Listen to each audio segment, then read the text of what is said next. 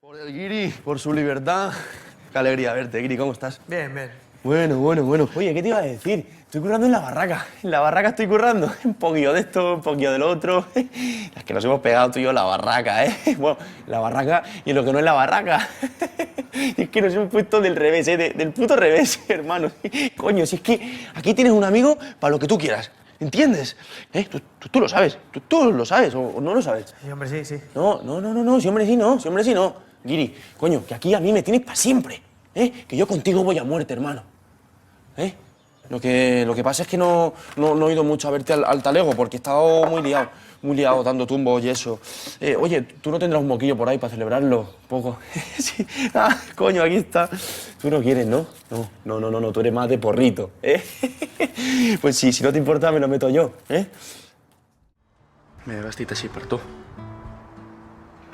Quin morro. Jugues amb avantatge. Tu no necessites cap vestit per estar guapa. Ets preciosa. Què t'ha passat?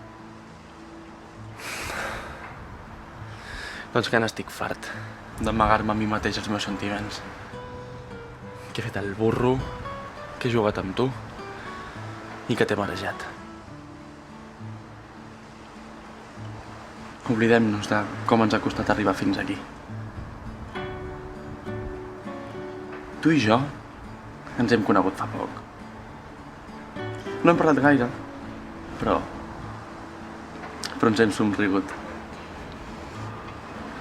I avui no he pogut aguantar-me les ganes de dir-te que ets la noia més guapa que conec.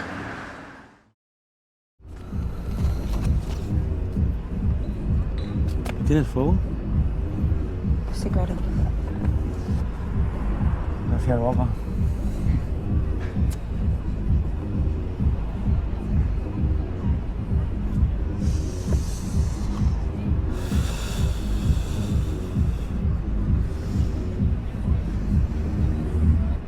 Oye, tú me suenas de algo.